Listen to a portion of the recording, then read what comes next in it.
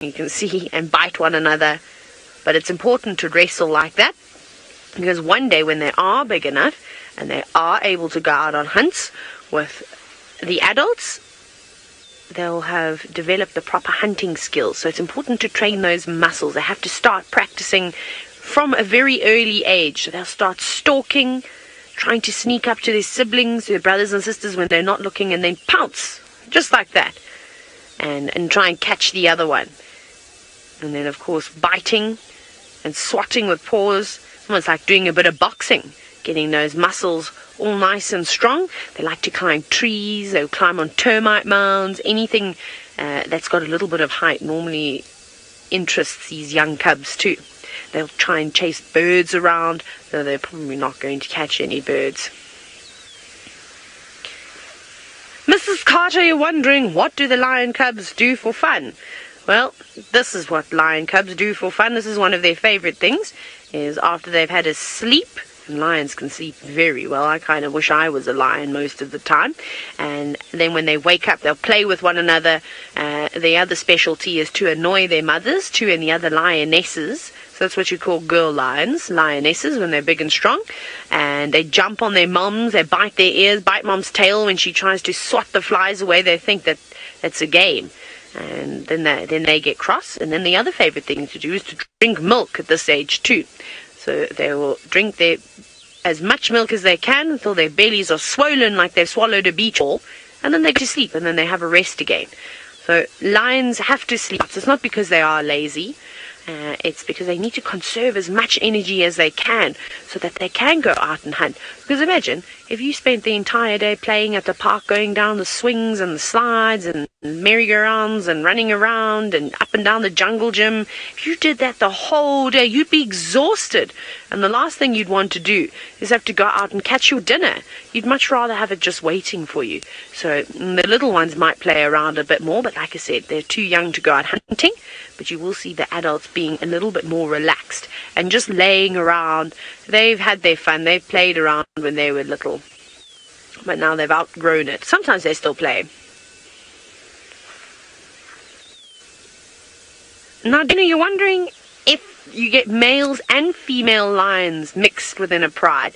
Yes, you do, of course. So it's quite interesting. The lionesses form prides. So it'll be a group of females, and they'll have all their cubs, and then they'll have an area that they look after, that they hunt in, that they go and drink water from, and then you'll get the boys, the males. But now you won't just have one group of males or one male on his own with one per pride. You'll have maybe, for instance, we'll talk about the lions here in the Mara. We've got male lions called the triangle boys, or the Chitwa Tembo males, but that's quite difficult to say, so you can say triangle boys, that's fine. And there's 3 of them. Sometimes there's 4 though, but they're typically 3 boys, and they pop past and they say hello, and they make sure that all the lions of the Marsh Breakaway Pride are okay. And then they also go and visit another pride of lions called the Angamas, and then there's another 2 lioness around here that we sometimes see with this group as well, but they're sort of on their own. They just meet up every now and then. So those boys will move around, and they'll make sure that the various prides in their territories, the males have got a big area that they have to walk around, and they often roar to say, hey, this is our land, don't come here. They don't want the other male lions around here, so they'll look after them. Maybe we get to see the big boys too. But we're lucky because it's been pouring with rain in the Maras. We've had all our covers down, but now they're finally up. But what we're going to do is we're going to stay with these lions and see what they get up to. Tristan is down in sunny South Africa where it's sweltering hot, but it doesn't seem to keep the leopards away.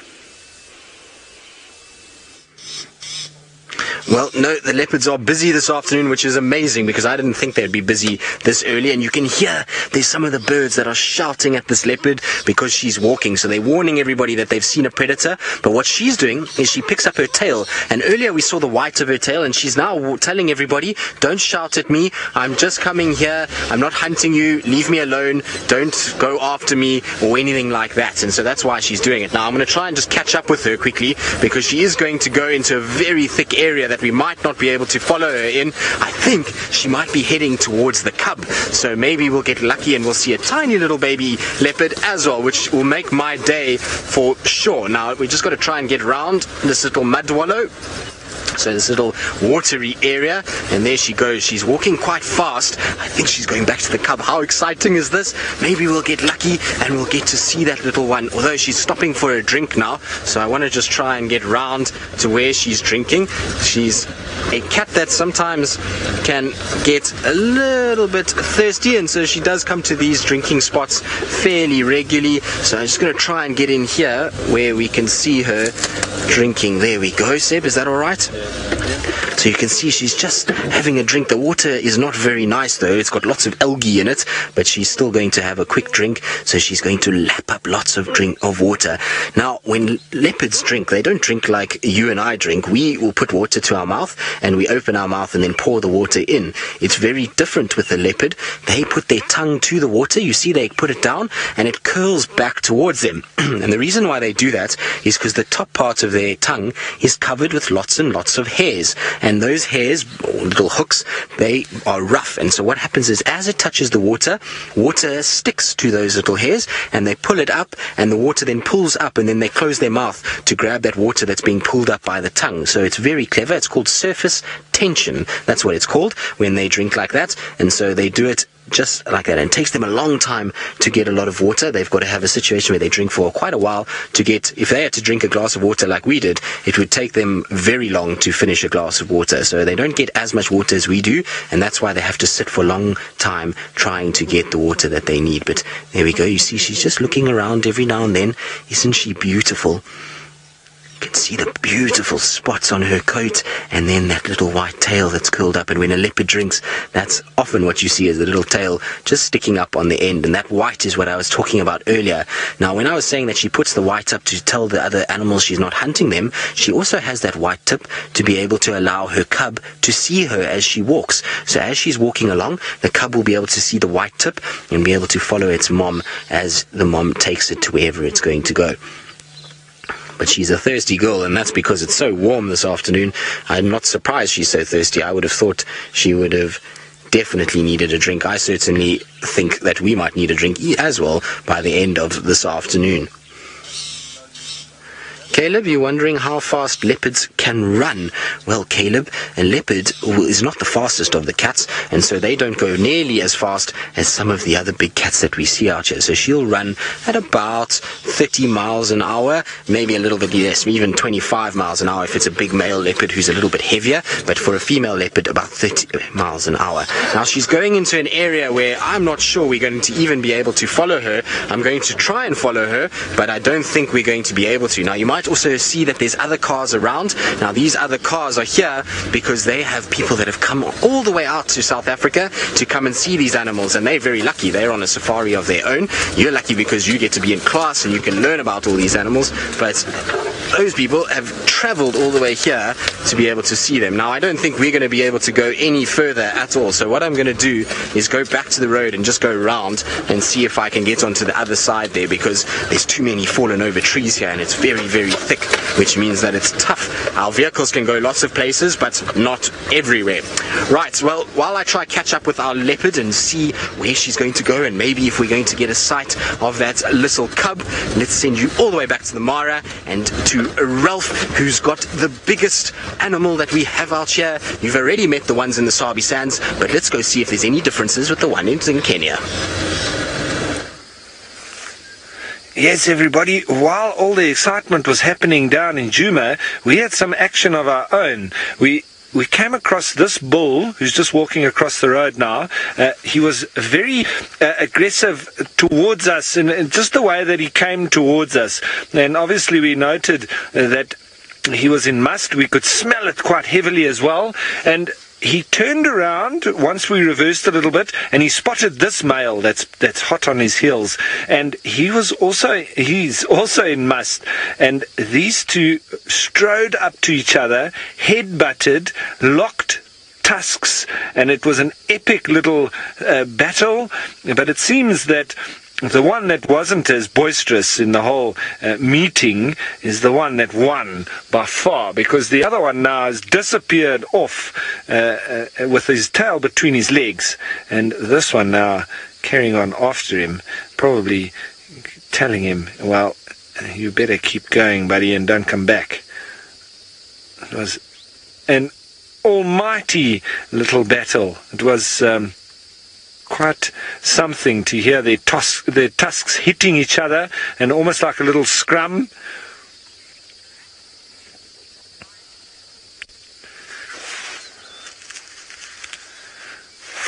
So, everybody, once again, that's the way of the wild, hey? And so we've seen two males just trying to sort each other out, establish who's in charge. But what a wonderful experience that was. So once again, thanks to the school group for joining us. That was lovely having you. And don't forget to join us once more on Safari Live. Thanks, kids. Now, I think we are going to just head on out a little bit along the road. Everybody. Because we are staying a little bit on the main roads because of all that rain that we had a little while ago. It's now a little bit sloppy and slippery, so we're just staying to the major, more well-used tracks where it's quite a lot firmer and so better for us to drive through. Just want to pop in at the end here at this quite rather large lugger. We'll have a look there, and then maybe we'll head up it and bump into a rhino or two, and maybe we'll get lucky. Maybe there'll be some lions as well. That's my plan for the next little while. There's a lot of elephants around at the moment, but that was fascinating to watch those two big bulls fighting like that. What power! It's incredible when you see them meet and push each other like that, and the crack when their tusks hit each other is quite something. At least now it's cleared up a little bit. It's not too rainy. I think we left it behind us on the way heading towards Tanzania. But now it's... So as we go on the lookout for these black rhino, and who knows, maybe we'll see something else special. Let's head on over to Taylor with our lovely tawny cats. We have got lovely cats that are very thirsty at the moment. Welcome back, regular viewers. It's great to have you back here again. I hope the children all enjoyed the school drive.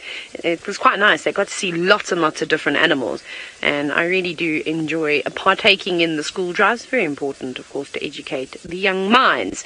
Now, lions, please wake up. The rain has gone, but they seem to be fairly full. Maybe they caught something. The lionesses seem to have big bellies. I don't know when they would have caught something. I'm trying to think. The last time I saw them, they were a little bit on the slender side.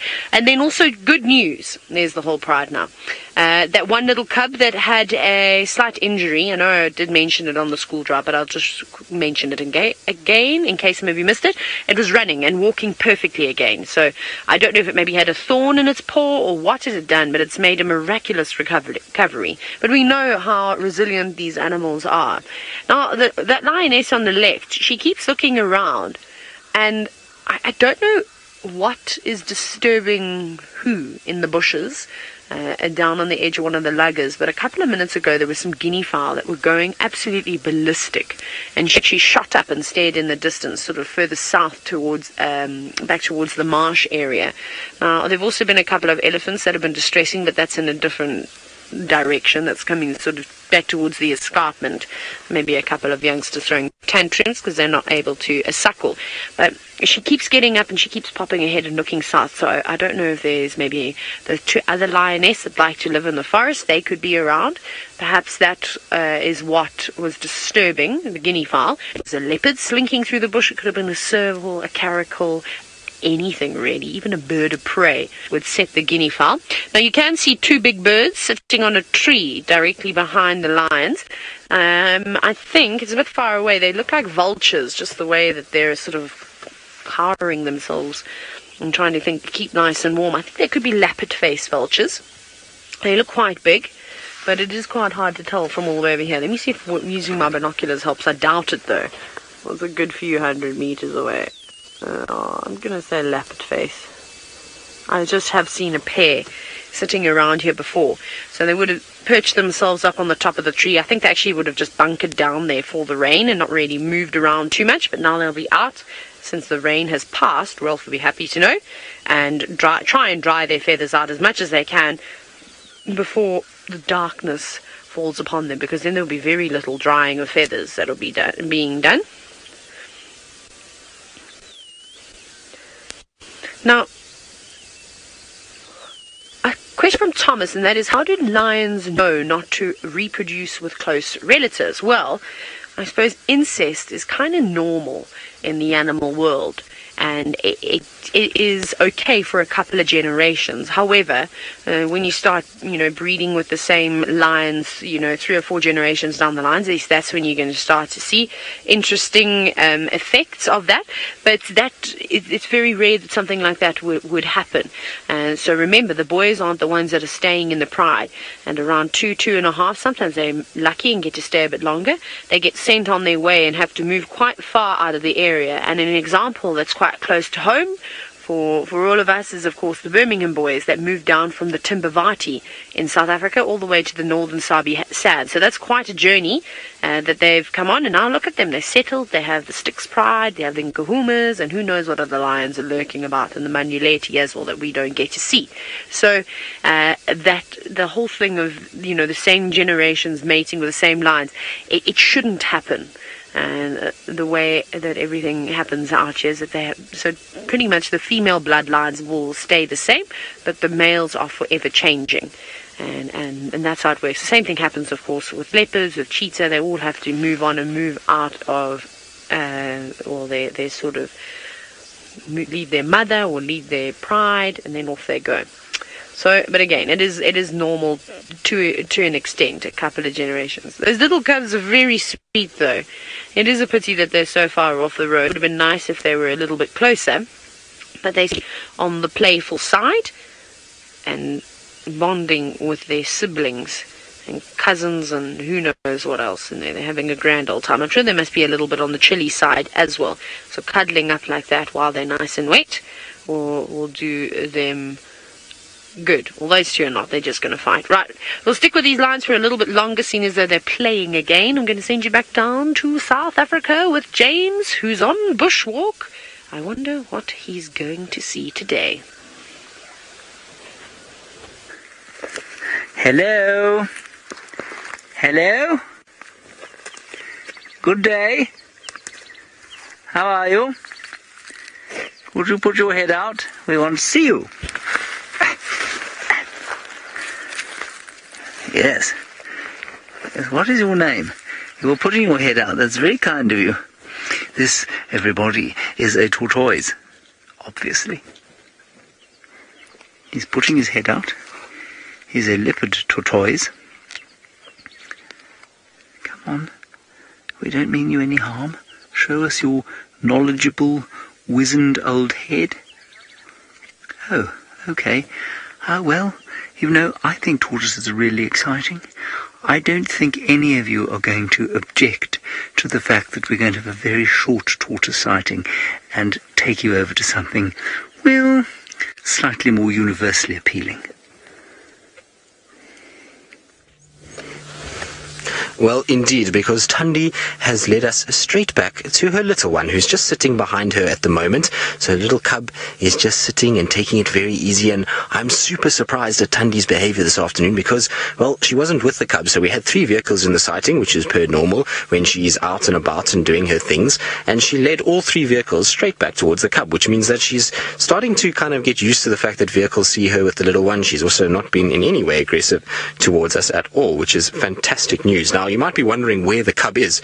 The cub is directly behind her head. So it's just sitting in the grass behind her. I can just see its ear every now and then. It's been kind of playing around a little bit, so I'm pretty sure it will come out and it will come and say hello just now. It's a case of that it's going to hide for a few minutes, and just because we repositioned the car slightly because we couldn't really see very nicely, and so we just turned ourselves slightly. But if she turns her head, you might be able to see little one. Hello, little one. How are you? What you doing? Look at that. Is that not just the cutest face? I know we've been so spoilt with seeing this cub in the last few weeks, and especially in the last few days. Steve's sighting yesterday afternoon was phenomenal, of the little one being led to water, and now again to have her this afternoon. So we've had a number of drives with this cub, and the more time we spend with this little cub, the sort of more want to spend time with it. It's just the cutest little thing. It's got these big ears, these little curious eyes, and it's so playful. It moves around all over the place, although I think today it's a little on the hot side. I think it's having a tough time dealing with the heat. You can see Mom is panting a little bit, and little cub, I think, is also quite hot, because I saw its mouth was open for a while and it was having a little nap there at some point, and it was just kind of watching what's going on. But look at those little eyes, kind of seeing everybody and just watching and paying attention. Now, I don't think that this cub is actually being denned anymore. I think it's a situation where she's leaving it in certain places when she goes hunting, and then if she kills, she's taking the cub with her. I don't think there's a situation where she's keeping it only in one place and is only going to go to wherever the cub is, well, is going to go to the cub every day to suckle it and feed by herself. I think she's crossed that threshold now where she's going to take this cub wherever it needs to go and take it towards carcasses and various other things. So it's a great time now, and it's excellent that we're being able to witness this. There's a little tail. Hello, little tail. It's the cutest thing, this. We are so lucky and so privileged to be able to witness this, and to be able to show all of you and bring you along for the ride is the most special thing, because a leopard cub, there are many people out here, and I'm sure Steve alluded to the fact yesterday, and I was chatting to him about it after drive. He was telling me that this is the smallest leopard cub he's ever seen in his entire guiding career. Now, Steve has guided a lot, and he's guided in lots of different parts of Africa, and so it just goes to show you how privileged and how special it is, one, that we're in the Sabi Sands, and two, that we are able to spend time with relaxed females like Thandi, like Kruger, like Shadow, that allow us glimpses of these tiny little cubs every so often. It's absolutely wonderful, and we really are fortunate. I mean, it's not every day that you're going to get to witness something like this. We have been absolutely spoiled by the fact that she is around, and the fact that she's also denning right near the camp. I mean, it's literally not even a 5-minute drive from the camp to where she's denning at the moment. We're being spoiled beyond measure, and like I say, the fact that she's allowing us these views is very, very special indeed. Little face, where are you going? Are you going to come and jump on Mom? It looks like it's going to come. Hello, little one. How cool is that? Yes, time for a little bath. We've obviously been up to no good and rolling around in sand and on all kinds of other things, so it's time for you to be cleaned. Look at that. Yes, Mom. Yes, clean me, Mom. My ears are dirty. Ooh. Or not. I think he's going to try and bite Mom's ear soon. There we go. It had to happen at some point. How cute is that? Look at the size of those paws already. I love cubs, whether it's a lion or a leopard, because both of them, their paws just are absolutely massive in relation to their size of their body. Look at that. This is so cool. Oh, we get so spoiled by these things. And particularly Thandi, she's absolutely wonderful. Now, I know she can be sometimes, like I say, she's sometimes a little on the grumpy side, but she really, lately, in the last couple of days, has become so much more sort of relaxed with us, and she seems to be getting to the point where she's accepting, particularly of the wild earth vehicles. And something that I've noticed is that she seems to be more comfortable with these smaller vehicles and less people. The minute there's more people and larger vehicles, she tends to be a little bit more uncomfortable, but with the smaller vehicles, she tends to be absolutely fine. Now look at the little one playing with the tail. What are you doing, little one? Yes, time for a game. When Mom wags her tail, it's definitely time to play with it and try and bite it. And you can see that curiosity of things that move is already there. So that's going to stand in good stead when she gets a little older and has to start hunting. She's going to have a situation where she's going to be chasing lots of different things that move. And so when something twitches right near her, she's going to start trying to bite it. How cute is that? Now, I would like to ask all of you a one-word tweet as to how this little cub yanking on Thandi's tail makes you feel, because, well, for me, it is the cutest thing that you could ever ask for on a Friday afternoon, considering that there are many people that are currently in South Africa that are back-to-back wall-to-wall traffic and are sitting and staring at the backside of a car. I think it's quite wonderful that we get to sit on our Friday afternoon with the cutest little cub pulling at Mom's tail. So I would love to know what your one-word tweet is for this little cub, and, well, it's just its general demeanor and how it goes about its business, because not only does it pull Mom's tail, but it's naughty and runs around all over the place. So I would like to know how this little one makes you feel. Okay, girl. Now, sometimes she gets a bit upset with the cub playing with her tail and kind of jumping on her, and then her attention immediately turns to the nearest person that's close to her, and then she kind of just stares you down as though it's your fault, but she's seems to be okay today. I'm quite glad that Thandi is in a far more relaxed demeanor than she was right in the beginning, and she seems as though she's completely come to terms with the fact that we're following her around. Like I say, she wasn't comfortable with the cars coming here. She wouldn't have led 3 vehicles straight towards her den. We are, of course, 1 vehicle left the sighting immediately, and there's just the 2 of us here at the moment because we can't have 3 vehicles with the cub. And so the other good thing is that you can see the cub, even with 2 vehicles, is not actually too phased at all, and neither is Thandi, which is wonderful news. It's only a 1 vehicle sighting, but when you have when you have 2 vehicles here at once, then there's not really much you can do about it. It's better, rather than moving so many cars, is just to let that vehicle sit and enjoy, and then once they move out, just keep it at 1 vehicle. It does mean, however, that we're not going to be able to spend as long as I would like to spend with this little cub over the course of this afternoon, but we will try. P. Hart, you say jellified. Did I get that right, Louise? Sorry, this Game Drive Radio was also on at the same time, but jellified, I hope that means that your heart has been jellified. I don't know in what way that means. I suppose it's... Yes, maybe you can tell us what you mean by jellified, because I'm not 100% sure in what way you are referring to. But let's see if this little one is going to climb Mom, because Mom is the best mountain. It's the best game of the whole place. And, you know, there's lots of other things to go play with, but Mom is by far the best. It's nice to climb on top of Mom's head and to do all kinds of other things. And look at how gentle she is with it. So she allows it to play. There's a little bit of biting, a little bit of grooming. No, Mom, that tickles. Not the tummy. Look how the little back legs kick out sometimes. Oh, so sweet. Joe, you say humble. Well, it is a humble experience. The fact that we get to spend time with this female and her cub is humbling, and the way that she's trusting us to sit here with the cub and to enjoy it and to be a part of her most intimate sort of sections of her life is a very humbling experience, and it's something we should never really forget, because at the end of the day, you know, these things are very privileged views and something that many people in the world would wish and would love to be able to see and to participate in, and yet they can't. And so the fact that we're able to do what we do to show this to so many people that wouldn't potentially be able to get out into Africa is very humbling. Now there comes little one. It's going to come bounding along because Mom called her. There we go. Yes, Mom, I'm back. Don't worry, I was just going exploring. Now it looks as though she's going to get... See, Thandi's actually initiating some games here. She's actually biting at the little cub and kind of just playing with it. Oh, look at that. This is the coolest thing in the world. Seb? Amazing. There's not many things worse than, better than this, is there? So wonderful.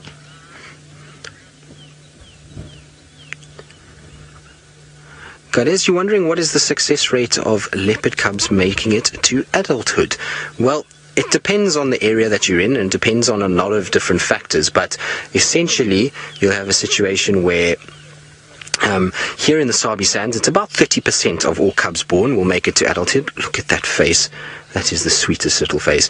And the reason why is because there's a number of male leopards out here. There's lots of hyenas, there's lions, and all of these things potentially are dangerous. Even pythons are a potential threat for something like a leopard. And so you find that unfortunately a number of them are killed. And if you look at the cross-section of these areas and you kind of take the females that we have here, I talked about this a few days ago, but you have a very successful female like Kruger who will up the average in terms of the number of cubs that are raised successfully. And then you'll have a female like Shadow who's been unfortunate in that she's lost a few cubs. And so the average comes down to about 3 in every 10 that actually makes it into an adult leopard. So it's a low number, and it goes to show just how difficult it is for these leopards to be able to actually find their cubs and to raise their cubs to adulthood and provide for them. It certainly is no easy task, and being a mother to these little furballs, while it is incredible, and you can see that a lot of the time the moms actually glow in the fact that they've got their little cubs, and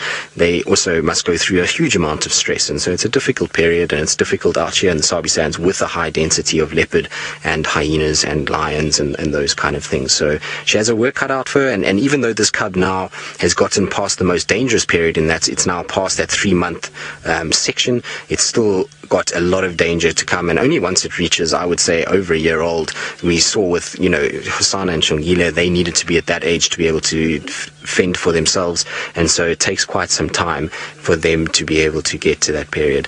But you see, Thandi is amazing. She's calling that cub. She says, come, don't worry about the cars. There's a car, it moved, but it's okay. They're not going to hurt you.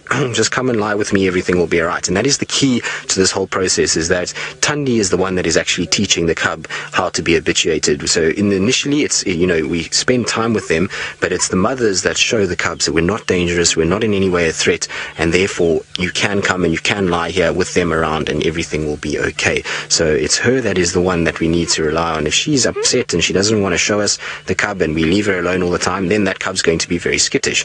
But if we spend time with her and she's relaxed enough to allow that to happen, she's the one that's actually providing the amazing sort of lessons for this little cub in order to know that we are not a threat and we are okay to her. So it's an incredible thing to watch, and like I say, it's amazing to be a part of it. Now, I'm going to just sit a little bit longer. There are a few vehicles that do want to come, so I probably will be able to sit maybe another few minutes. And while I do that, let's go back across to Steve, who I think has solved his gremlin problem, and hopefully he'll have some good news to share with you. Yes, we have sorted our communications. We had some issues. We were not able to hear anything that was going on. And so we went back to sort out some cables. We aren't completely fixed, but we're back online. And we are back towards the dam. The elephants seem to have moved off since. But we have a wonderful group of food for Thandi. Wonderful impalas. I believe you are having an awesome afternoon with Thandi, and the cub is already out. Aren't we all very lucky? Tristan just has that knack of finding these beautiful cats. We had some fun before with old Ronald down by the water, and after you cut from us, we had quite a lot of interesting interaction with a few bulls there. We managed to record it on Ronald, and what an afternoon it is turning out to be. Elephants in the north, elephants here, leopards in their cubs. Isn't this a sensational place? We have a youngster who's doing his ablutions for the afternoon, or her, should I say. Small little family group. There you can see a 1-year-old male in the middle of the screen. He would have been born November, December before, so 2016. You just see by the size of the horns. Absolutely gorgeous antelope. Most people pass them by, but there's always so much to talk about. There you can see exactly the same shape of the horns. So impala all will breed at the same time and lamb at the same time. So the adults or the males will all look the same with age. And here we are at the dam. We're going to be carrying on. It is a wonderful afternoon to be exploring the savanna, and we're going to continue on. The plan was to get down to Chitwa. We got a little bit delayed, but we still have the opportunity to do so. But unfortunately, we have lost communications on the Game Drive channel. Our tech team has bypassed all those channels to get us at least FC's communication in the air. So we're just going to have to go out there and find our own animals. And have got the microscope with us today, as well as Ronald, as you saw before. And we will see if we can find something interesting. We're on the tracks of those elephant again. They moved sort of in this direction east from the pan. Yep, there are their tracks. And they're just up here in the thickets. What you'll often find with ellies is after they've drunk, they don't move too far away too quickly. They kind of move quickly towards water, and then as they go back, they feed slowly as they go away. We just come up here. Don't think we're going to get any better visual than we had before. Dave, what do you think?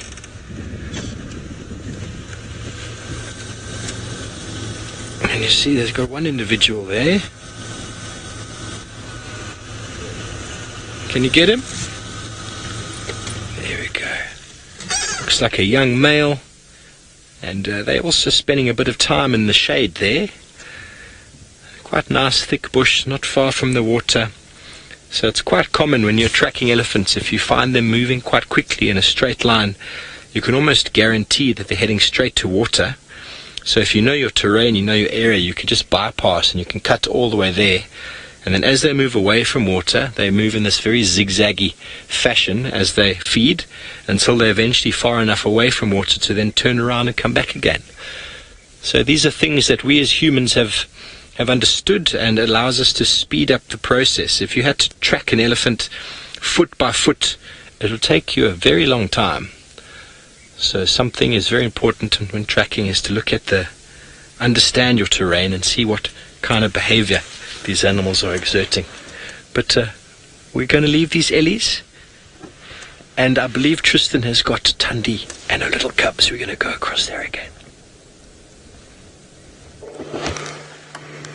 We do indeed, so we've given a little bit of extra time. Some of the other guys are still a little far away, which is perfect, and is allowing us just to have a watch of these two having the best playing time ever. You can see Thandi's teaching her a little bit. Little cub is quite feisty, I'll tell you that much. Okay, girl, that's okay. She got a little swat on the face from Thandi, and so she got a little bit upset, and you can hear another vehicle. So she's just looking and just seeing. Look at how the cub watches mom's body language. You see how it looks up at her? Just seeing, what are you doing, mom? Why are you standing up? What must I do? And maybe it's going to just pretend that it needs to sneak off a little bit down into the bottom. There we go. How cute is that? Mom is very, very pretty though. She is, when she stands up like that, look at her. She is one of the best looking leopards we have out here as far as I'm concerned. I know there's obviously a lot of conjecture and those kind of things, but for me she's seriously a very, very pretty girl, and I absolutely love spending time with this cat. She's by far my favorite, and so the fact that she's had a cub on Djuma is almost a bit of a dream come true, because it's allowed me to, well, allowed us really to all get a view of this little one. So it's been very nice to see, and it's good because, well, this is the third litter now that I've spent time with at this age with Thandi, which is very cool. So Wabiyiza was the first one, and then Bahuti I saw as tiny little cubs, and then now this one. Well, I say cubs because Bahuti had a sibling and so did Wabiyiza, so this is the first litter she's had that I know of that there's only the one. But it does happen as they get a little older, you will find a situation where you only get the one cub sometimes.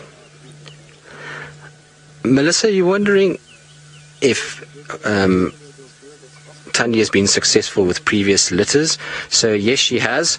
Now, Lou, you're saying that I forgot Tamba and Kuchava. No, I didn't forget them. I was saying that as small cubs like this, I had only seen Bahuti and Wabiyiza. But in terms of the actual lineage, she's successfully raised 4 different cubs. So she's got Kuchava, Tamba, well, Tamba was the last one, then Kuchava before that, who's now apparently a mom of her own. So Thandi has become a grandmother in this month, which is very, very cool.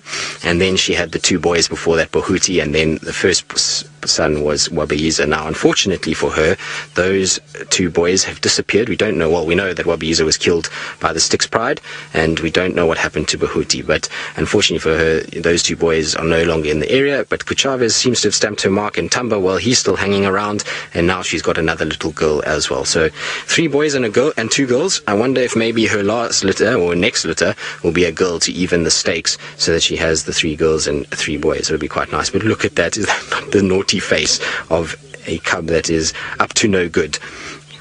Give me your tail, Mom. Mom's just whacking it in the face with her tail. It's almost like a punching bag. There we go. You know, one of those punching bags you hit and it comes back at you. That's almost like what it looks like with this little cub as it grabs the tail and plays around and messes around with it. Very cool to see. Absolutely wonderful. Are you going to lie down, my girl? She is beautiful. Look how regal she is when she sits. There's one thing about cats is whether it's a leopard, a lion, a cheetah, when they sit like that with their two paws straight forward, they look, I suppose it's that typical cat pose, and it's what everybody always wants to see. But there we go. Game has started. Yes, that's mine. Mine. That paw is massive, though. It's almost the same size as her head. Very cool.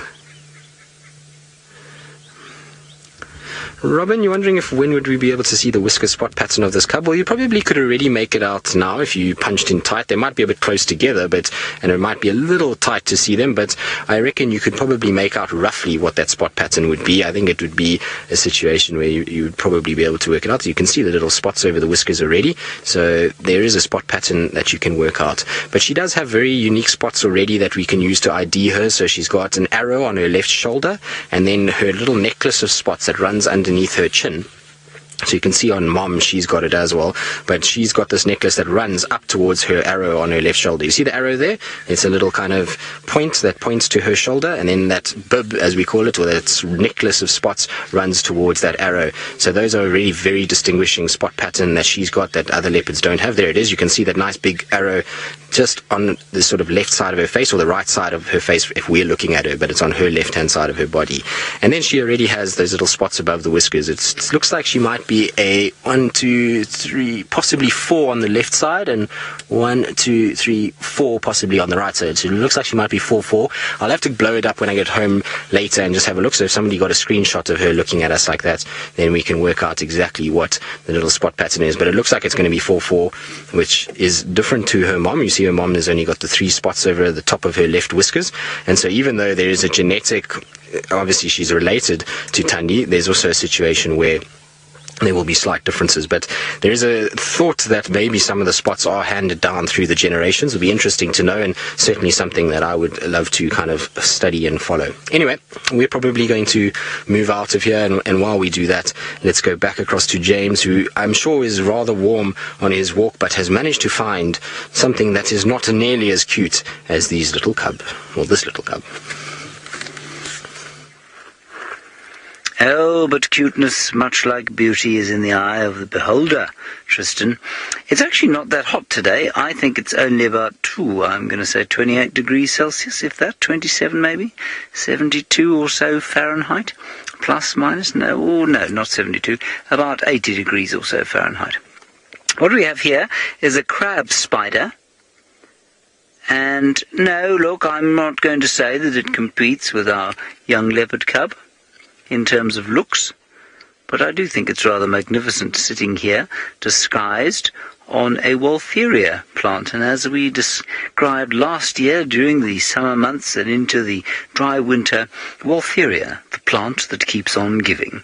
If you're desperate for something to show people, Waltheria is your go-to. You'll always find things lurking on Waltheria. You will also sometimes find things lurking. Oh, it's gone. Can you believe it? Sat on my leg there. There it is. Don't move 1 inch, Viam. Don't move even one muscle. It's on this grass patch in front of you.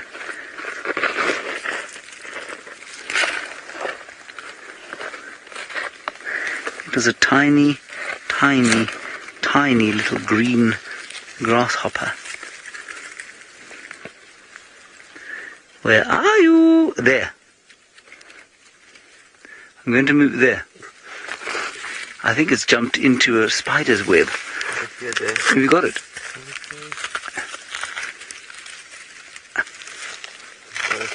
You got it? Well spotted, Ben. That's brilliant. I can't see it. I'm now bending like a cat. You are bending like a cat. Yes, that's correct. It's very lucky you've been in the gym so much.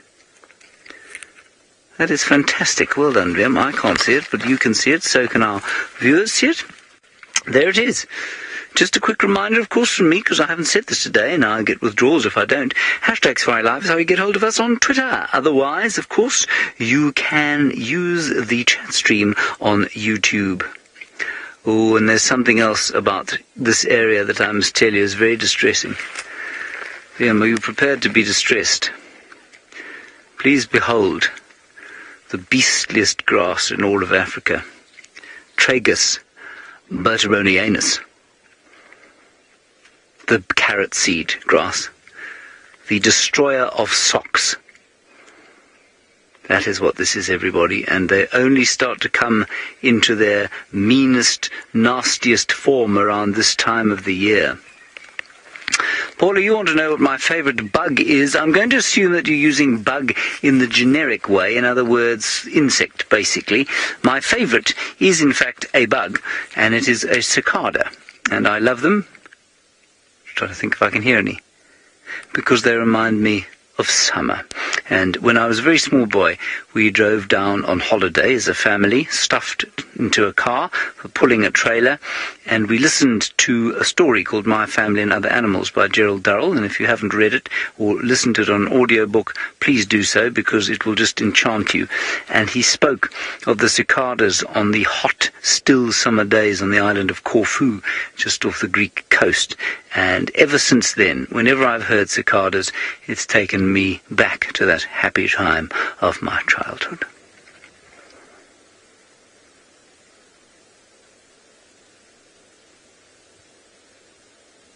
That was me looking wistful. Marvellous. Okay, let's leave Tragus berteronianus over there and press on. I'm not sure what we're going to find. Herbert has been singularly unsuccessful in finding us an elephant today. That's not actually true. He knew where the elephants were that Steve found. Unfortunately, Steve found them before us because he was in a car.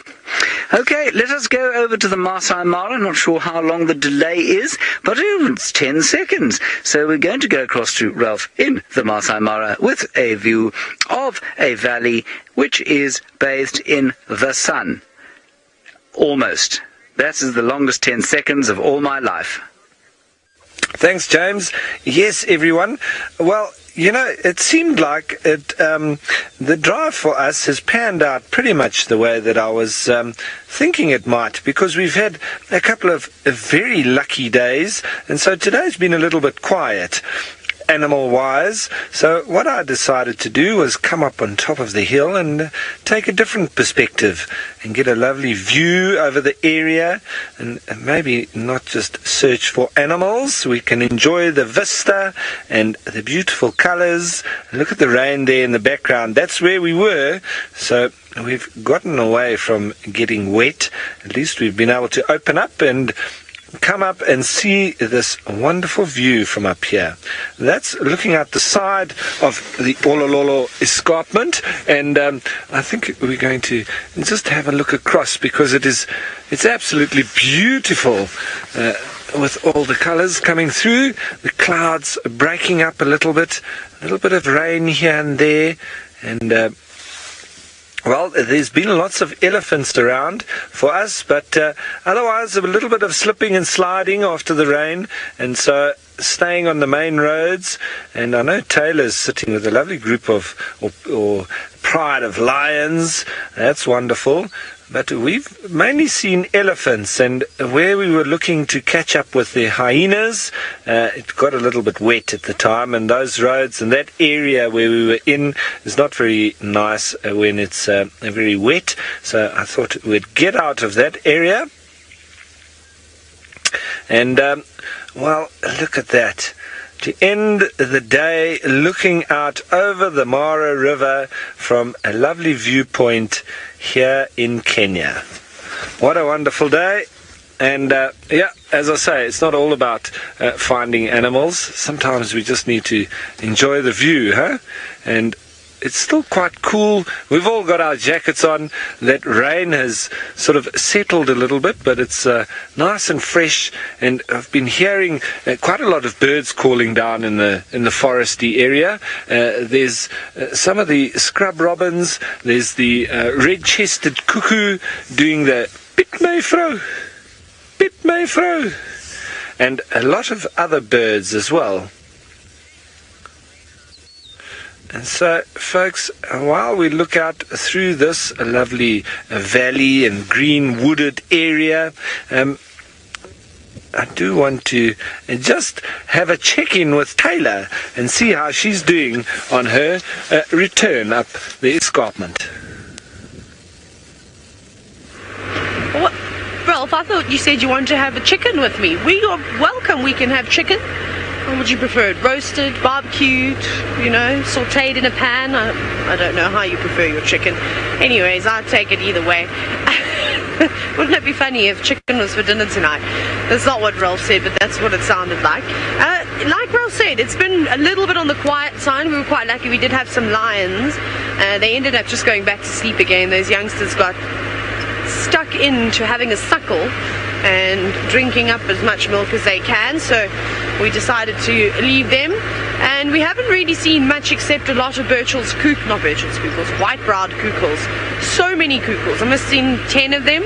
They've all come out after the rain, but sadly not the black kukul. I thought we were going to get lucky this afternoon and continue our search from this morning and manage to find it.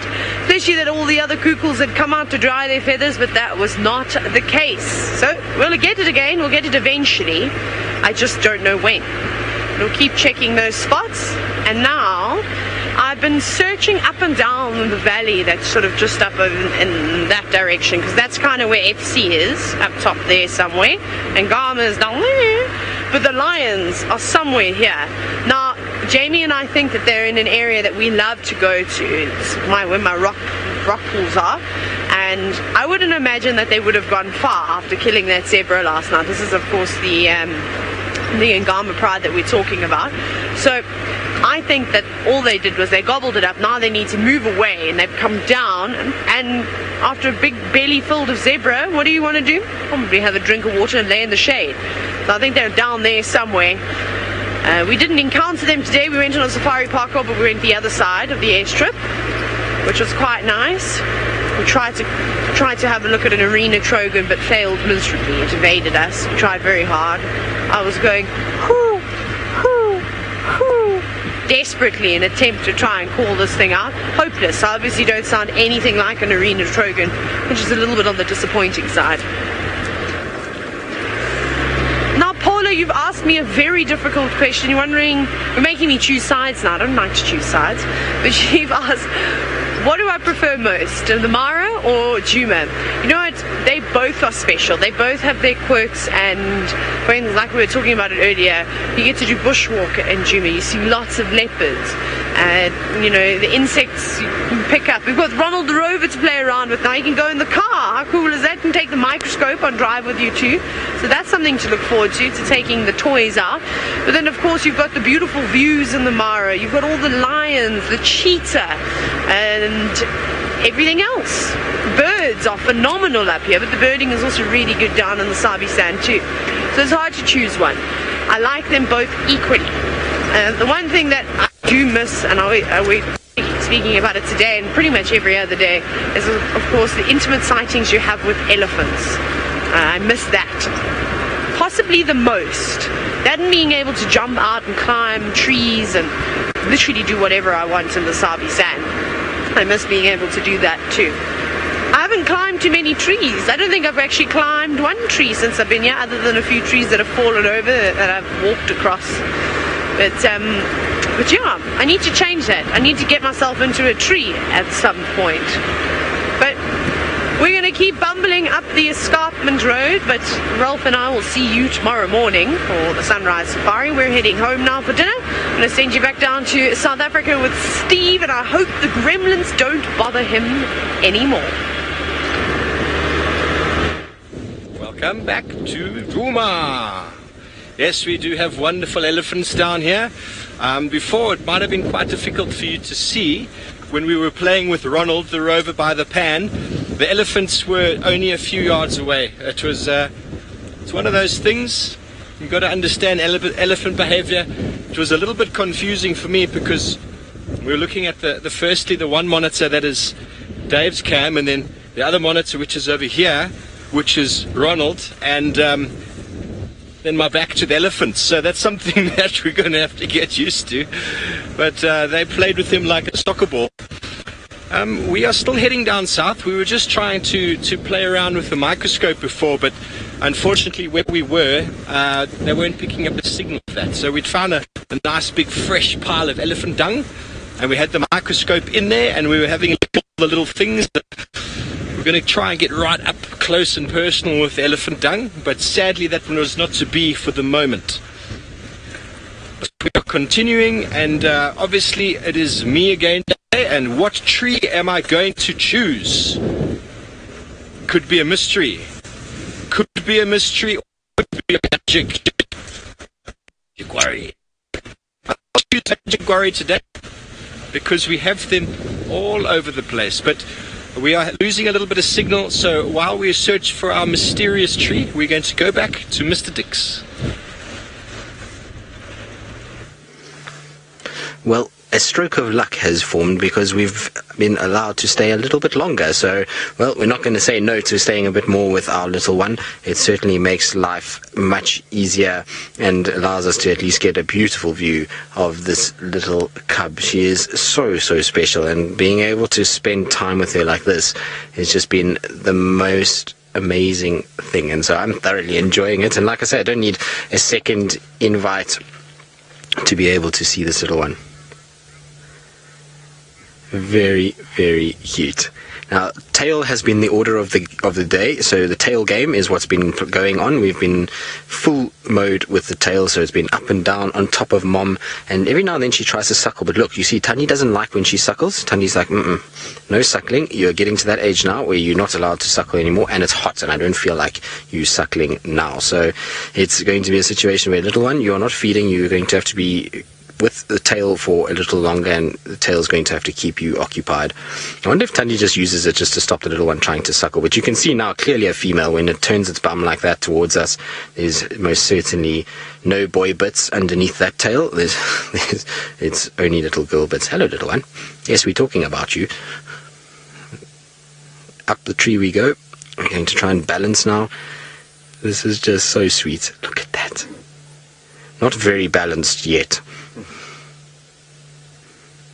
This is the coolest thing to see. Look, she's going to jump. I think she's readying herself maybe to pop up over the top of the branch.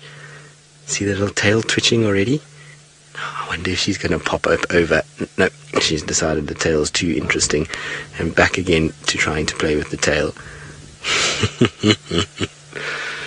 You, I'm sure, have melted many hearts, little cub. It's amazing how much joy a little animal like this can bring into everybody's lives. You know, there's so much negativity in the world, and to be able to spend time with a little thing like this and just see youthful exuberance at its best, that is the sweetest moment. Look at that. No, Mom, we're going to play now. I'm tired of the tail. I want to play with the head now and bite the ears and scratch the eyes and push the face. Very busy, though. It doesn't sit still, this little one, and all the time I've spent with it, it's always doing something. It's never just lying down sleeping. You know, you often find cubs will be quite sort of tired and they'll spend a lot of time sleeping, but with this little one, she's been just, well, always moving, never sitting still for more than a second. She's always up to no good, and Thandi's going to have her hands full. Can you imagine when it's 5-6 months old and it can run around with her? It's going to be chaos. Look at that. Look at that. How cute is that? Sinak, you're wondering how much the cub will need to suckle. Well, I'm not 100% sure because I don't know what its weight is. It's often by weight is how much milk that they will take in. It's very difficult to know exactly how much that would be. You'd probably find, though, it would be about sort of in one sitting, maybe 4 or 5% of its body weight that it could probably fit it in, maybe even more than that. It obviously depends on on how much mom is producing and whether or not mom is tolerant of that little one suckling for a long period. But I would say about 5-6% in one little sitting, and through the course of the day, maybe closer towards sort of 10% of its body weight. Now, I was just listening to the radio because there's a very interesting update, which I wonder what's going on. Apparently, there is the 2 Birminghams within Angama Pride on the Buffel's Hook, but not too far from where they are 2 other male lions. Now, I know that cannot be the Birminghams because there's one Birmingham with the Styx Pride on Little Gowrie and another Birmingham in Mala Mala. So that is 2 different male lions that are very close to the Angama Pride with 2 of the Birminghams, which is certainly very interesting. I wonder if it's maybe not the Matimbas. The Matimbas have been hanging around right on the edge of our boundary, the Sabi Sands boundary, and have been inside Hoyo Hoyo and Mbali and Hamilton's. And I wonder if they haven't just come this way. It's not going to be good for them if they come across the Birminghams, because they are in frail state at the moment. They are in no way in any good shape. So it would be very difficult for them if they come across those two Birminghams. Tough life out here for any of the males, and particularly male lions when they start to get a little bit older.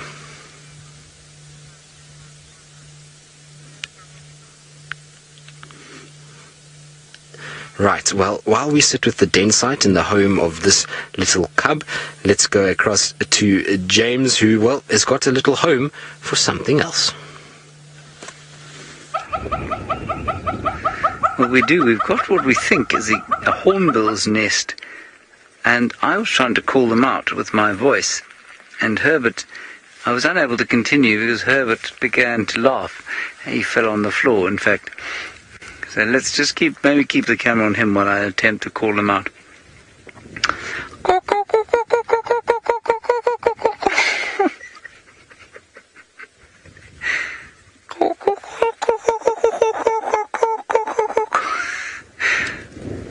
I promise you that did actually bring out just the tip of the beak. Now, I'd love to get a bit closer, but I'm just a bit worried. I don't want to frighten them. Well, I can get a bit closer. Let's see. Hello. I can see the little beak in there.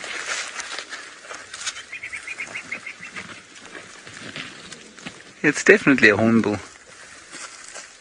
If you sneak through here and break that picture of yours as bright as humanly possible, you might just get a picture of it moving in there. You see it?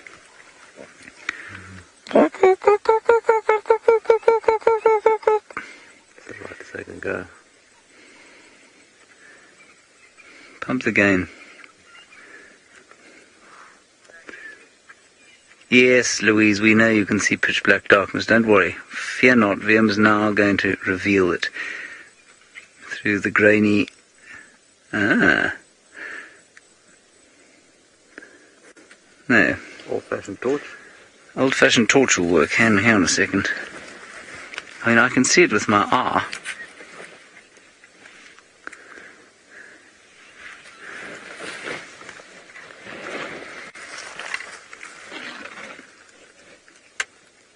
There you go. Got them.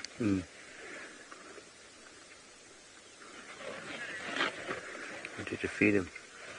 What should we feed him? Shall we give him a grasshopper?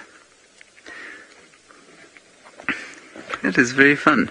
So these are definitely hornbills. You can see that their beaks look like hornbill beaks. And if you look below the nest, I'm just going to move this away. There's a whole lot of dung. And in the dung, if you look very carefully over here, I'll point with my stick because I'm now attached bodily to a ziziphus. There, you see that? That's a millipede shell where my stick is. And the millipede shell you'd expect to find here because the hornbills make the sort of, what should we say, I guess the walls of their nest with millipede. And they do that, of course, to deter predators. And if you look over on the right-hand side here, and in fact on the left, you will see that there is mud there. And I think that's the remnants of where the male sealed the female in.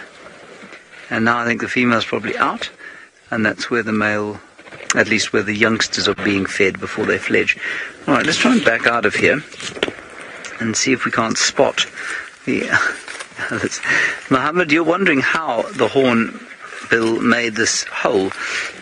Mohammed, they don't actually make them themselves. This hole looks to me like it was made by nature, really. Well, obviously it was made by nature, it wasn't made by man.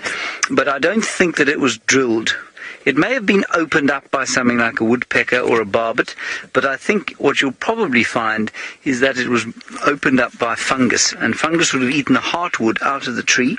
It would have made it soft, and eventually a cavity would have formed after the rotting wood. And maybe the outer shell was opened up by something like a woodpecker, but that's quite low down. I just wanted to see around us here if we couldn't perhaps spot the adults sitting on a dead tree looking concerned. But I don't see any of them. But if we sat here long enough, they would come. Alrighty, there's a little waterhole over here we're going to have a look at. Unfortunately, they have not arrived as we had hoped. Herbert is just checking the scene in front of us to make sure that one lone angry buffalo hasn't arrived. We haven't seen a buffalo, like I've told you, for ages here. We think probably because of the drought. I had another great conversation with Steve today as we were putting each other through our paces on a little run earlier, and he said no pepper ticks this year, and I said no, not many, and few last year as well. And he said he thought it was because there weren't any buffalo. He said he reckoned they survived really nicely off buffalo, and that's why we weren't seeing them, and that would make sense. We haven't had good buffalo here for the last 2 years now, well, since the major drought of 2015-16, and so, yeah, I think that's probably why we haven't been savaged by the ticks. Now, as Viam walks very skillfully backwards, I spotted this grass 2 days ago, and I said I'd forgotten what it was. I may have not confessed that to you. I may have just looked at it and thought, oh, how silly. Anyway, I've looked it up since, and as far as I can pronounce it, it is called Tricholinea monachmi. Now, if that hasn't made your day, Tricholinea monachmi, if that has not made your day, your week, and your year thus far, well, then you are a hard-hearted person. Tricholinea monachmi. Magnificent. Here's the waterhole. It's a magnificent Friday afternoon here. I was thinking again to myself of my life before on Friday afternoons when I was a guitar teacher, and on Friday afternoons I seem to remember I had an adult to teach. He used to come round to the house, fairly well-off fellow, and well, either it was a catastrophic lack of talent on his part or a catastrophic lack of teaching ability on my part, but the amount of money he spent on his guitars was inversely proportional to his ability to play the guitar, and I will tell you that he paid a lot of money for his guitars. So I'm rather pleased to be here, rather enjoying these magnificent scenes with you on my Friday afternoon, rather than hammering away, trying to impress C in the rhythm 1, 2, 3, 4 into this poor man. Okay, yes, I was just going to say that. We are going to go across to Thandi, and what I think you should find out from her is, or tell her, if she is going to get her daughter to play the guitar one day, it is up to her to make the child practice, please. Well, I'm not sure what that was, Lou, because you were laughing, so I didn't hear what you actually said, so I missed the joke completely, but I'm sure if it came out of James Hendry's mouth, it must have been entertaining, and well, I could see little Rebel being this little rebel, should I say, being a musician. It seems as though it loves the limelight, 1, and 2 just does what it wants to, so it could be maybe a rock musician, who knows. Did you see the little sneeze as well? So you see it's trying to suckle. Mom's now giving it a wash, so that's a better response than the last time she tried to suckle. So I think it's now dinner time. Remember, early dinner if you're a little one, and you've got to be in bed by the time the sun sets, and so it's time for a little drink, and then I think it's going to be time to go back and try and have a little nap. And I'm pretty sure after a bit of milk, this one is going to go to sleep. Well, I would think so anyway. I'm probably not knowing this cub. It just doesn't seem to ever run out of batteries. It's like the Duracell ads where the bunny just never stops. It's the same thing with this little one, is that it just bounds around. It reminds me a bit of Tigger, actually, from Winnie the Pooh, in the way that it just kind of, I think if it could jump on its tail, it would, and would just bounce around all over the place. But it's very much a active, busy little body, that's for sure. Like I was saying earlier, I think Thandi's going to have a desperately tough time with this little one, especially when it goes through those older sort of cub phase where, you know, they get that, just like us as teenagers, where we think we know everything and don't really listen. Well, I think that's how this cub's going to be when it reaches sort of 6 months to a year. Thandi is definitely going to have her hands full. Who knows, maybe it will decide to kind of calm down, but you never know. I think it's going to be one of those naughty cubs that just does its own thing and runs around like a bit of a hooligan, which is quite fine with me because it's highly entertaining that it does do it. But this one's getting such a good little wash now. It's being cleaned all over the place while it's getting dinner, so the perfect system. You go get dinner and you get cleaned at the same time. There's no need to then come back to mom later. You can go play a lot more. It extends playing time, not to be groomed outside of dinner or meal times, because if you get groomed at meal times, it means that, you know, there's more time to run around and be naughty than there is if you had to do them separately. So clever cub, I would say. Or Thandi is just trying to take advantage of the fact that it's sitting still for 2 seconds to actually clean it.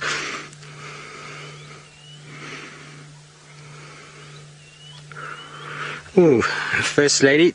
Tough to say whether or not the cub's fur is going to be lighter. I'm not really sure. And look at that. That is the ultimate show of confidence from Thandi. The fact that she's gone absolutely flat with us. The cub is suckling. It means that she's absolutely comfortable with us being here. Now, I do apologize about Seb's shadow all over me. The only way we can park at the sighting to actually see this cub is the way we have. And this shadow then of the camera is on me. So I do apologize about that. But the fur itself, difficult to say. It's really tough at this age. She's so much darker because of all the spots at the moment. But I don't know. I mean, Tumba was a very golden cat. He's got a very kind of rich color to his coat, much more so than Thandi does.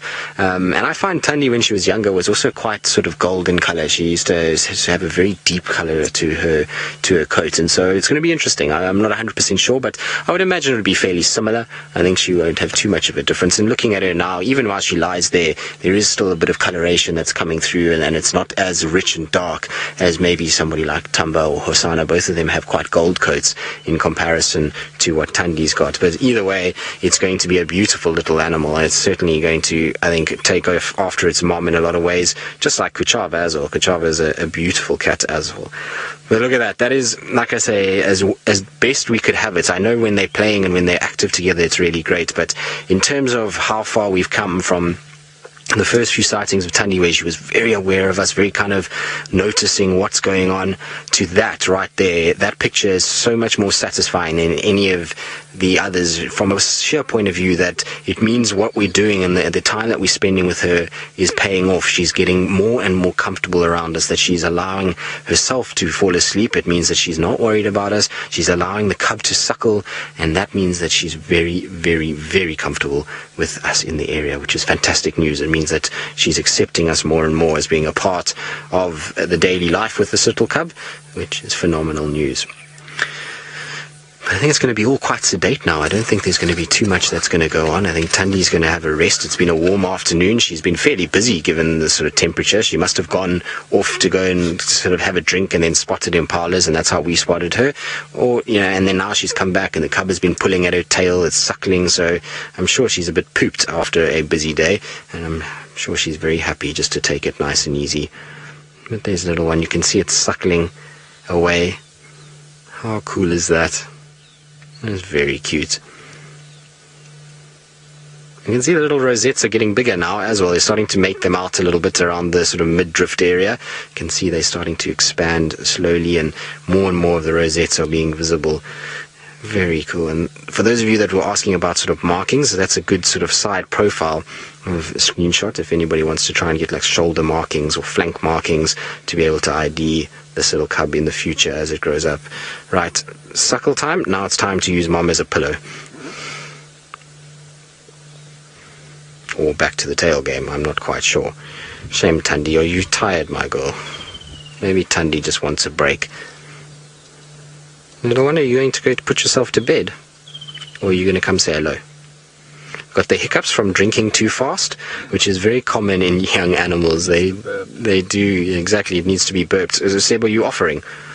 Seb, I think, is going to go burp Thandi's cub, which should be quite entertaining. You do have experience, yes. Seb is a father to Casey, so he's got a daughter of his own. So you know all about this stuff, Seb. Well, maybe not all of it, but certainly some parts of being a parent and raising little ones to their sort of adulthood. Well, you've still got a long way to go, Seb. It's not going to be a year and a half like with the leopards. You've still got many years ahead of you looking after your offspring. I think the little one's gone to bed. I honestly believe that it's probably gone up this termite mound, found its little area that it sleeps in, and I think it's going to go to sleep, and we're going to be left with Thandi having a real good nap, because it went slowly up this termite mound. I haven't seen it kind of coming up onto the other side like it did earlier, and it certainly doesn't seem like it's going back towards Thandi. So I think we're very well trained. It's just decided that's bedtime. I'm going to go now. I've entertained you all enough. You now need to go somewhere else, and I'm going to go and sleep, or you can just look at Mom, because, well, I'm tired of the camera and all of this showing up and gamesmanship that I've done this afternoon. Very cool to see. There you go. A picture of calm for this time being, that's for sure. She just picked up her head a little bit, so she has a situation where every now and then, if there's a little rustle, there's a bit of a breeze blowing, so there's a little rustle, or maybe she hears some sort of alarm call or something like that, so she's going to head or listen in that direction. There are some ellies around this area that I can hear north of us that I'm sure Steve saw earlier, and I'm pretty sure that she just heard maybe them cracking branches or something like that.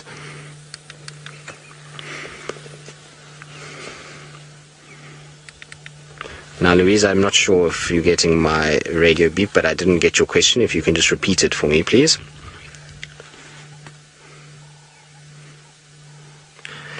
So, Scarlett, you're wondering how much sleep a leopard cub gets? Well, Scarlett, obviously, again, it's a dependent situation, but they sleep a lot more than the adults do.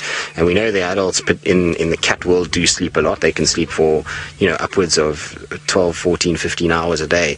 Well, I see the little one. It's just sneaking and look, it's stalking Mom. Look how it's got its head low to the grass, just to the right. So, they probably sleep about the same. They probably spend a lot of time sleeping in that vicinity. Oh, no, it's now just relaxed, but at one point it was slinking through the grass straight towards Mom. I thought we were going to see it stalking and jumping onto Mom. So I'd imagine they sleep around there. So I would say between sort of 14 and 18 hours. Look there, the little bum is wiggling. There we go. No, we're definitely not gone to bed just yet. We're back in the game. Tails being pulled. Thandi, I'm afraid you're not going to sleep very much now at all. Little one is dragging your tail away and is going to take it with it. Or we're just going to settle and chew on it right there. That must be sore. Surely not. I mean, that little one's got teeth already, and they'll be needle-like teeth that can't be pleasant as having the tip of your tail chewed. I suppose it's nice and fluffy. You can actually see how matted the fur is from that little one biting on it. What are you doing? Yes, you are cute, for sure. We know it's your tail. How sweet is that? Thandi is absolutely not fazed by this. Not fazed by this at all. She's like, oh, might as well just let it happen. Eventually it'll tire out. And there we go. I think a big flop down, maybe. No. Still clinging to it as much as we can.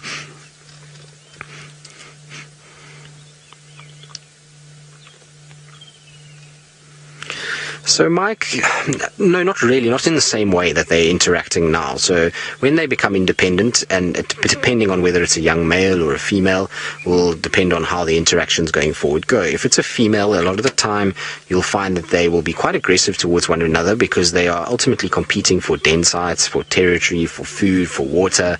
And so, there's often quite an aggressive sort of stance towards one another. I'm sure they recognize each other and they'll be growling, and then they go their separate ways. So in the incidences where I've seen mother and daughters interact, it never gets actually too physical. They mostly just sit and watch each other and growl at each other, and then they just separate from there.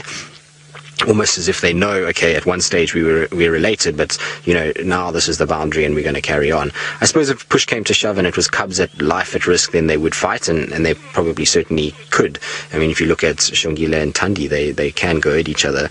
But if it's a male and it is able to somehow become dominant back in that area, there is a very real possibility that mom will now turn into lover, which is not very nice at all to think about, and the son will actually mate with the mother, and it's not a great situation at all. I haven't seen it in leopards too much, but I have seen it in lions. There was the Hilda's Rock Pride down in the south of the Sabi Sand, and that Hilda's Rock Pride, the boys that were born to it eventually ended up mating with their mother and their mother's sister, so their aunt, and produced cubs with them, which is not ideal. So it obviously depends on what goes on. I think now, in terms of if Tumba came towards this little one, Thandi would be very aggressive towards him and try and push him away and just say, you're not really welcome here. You need to kind of stay away from my cub. At the end of the day, it knows that Tumba, being a young boy, could potentially be dangerous to it, and so she doesn't want it around, and that's probably why we see very little of Tumba at the moment. Oh, look at this. Everything is being bitten. Yes, it's your stick. You can have it. I don't want it. Okay. Look at that little round tummy as well. You're a little fatty, actually. Obviously getting lots of food from mom. Mom is supplying you with lots of milk at this stage.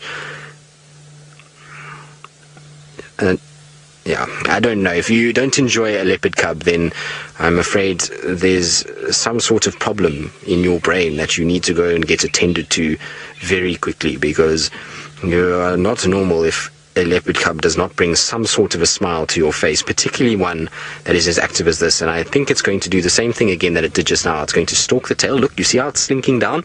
So it's already got that stalk motion, and there we go, pouncing on towards the tail. So the game that it's playing with this tail is vitally important, because it's learning to stalk and to pounce, and that's the best thing for a leopard, is the stalk and pounce. And so it's going to use those invariably through the large majority of its life going forward. So it's a very cool thing to see it being practiced, and to see this little one going about its business.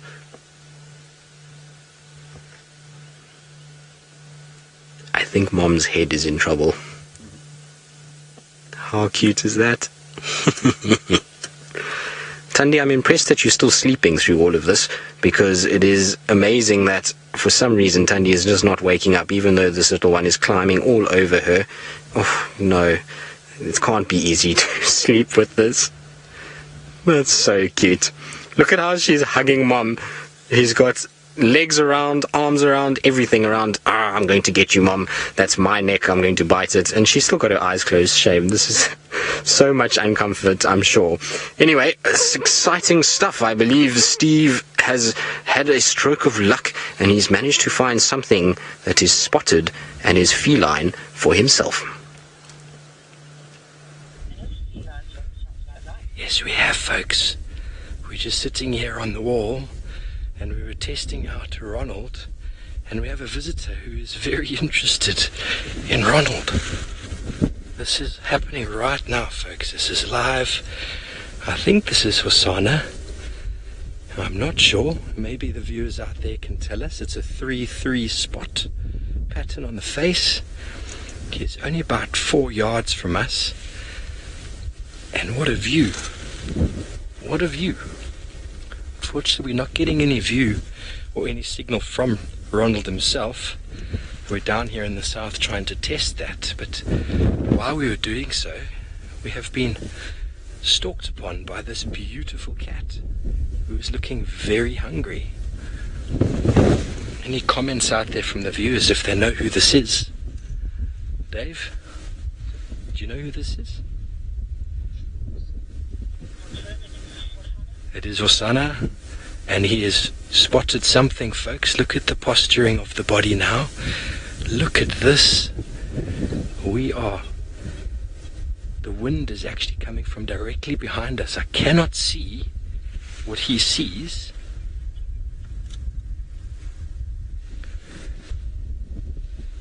But there's something has caught his attention in the bushes there.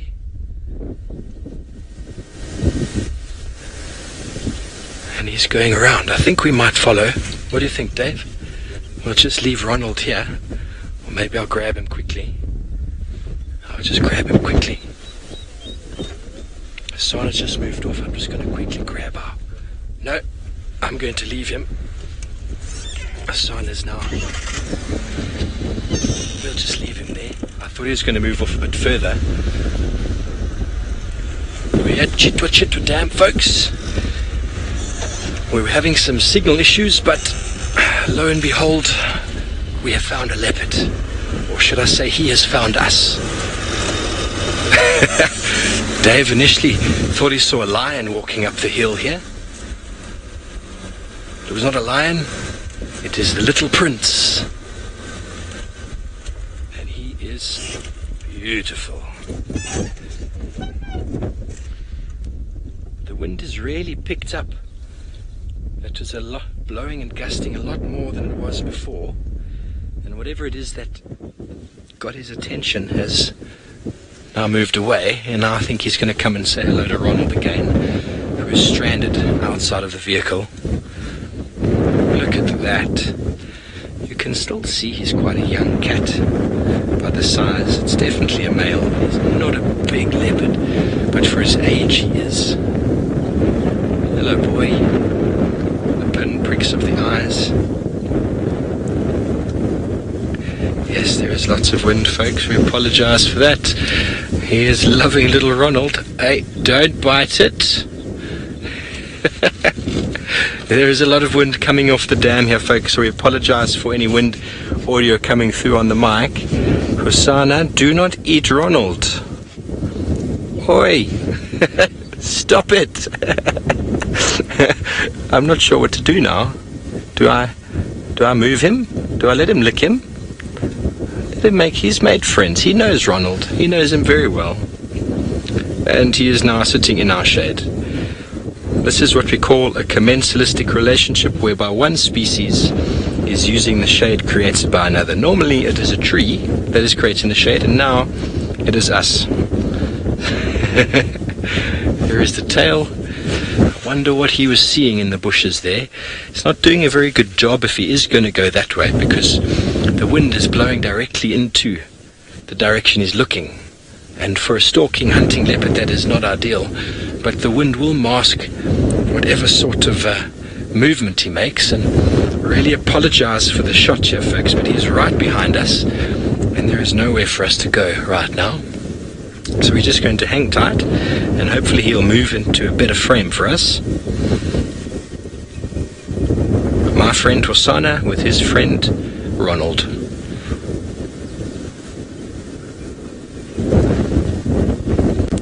He is a very relaxed leopard. I could probably start the vehicle and move now.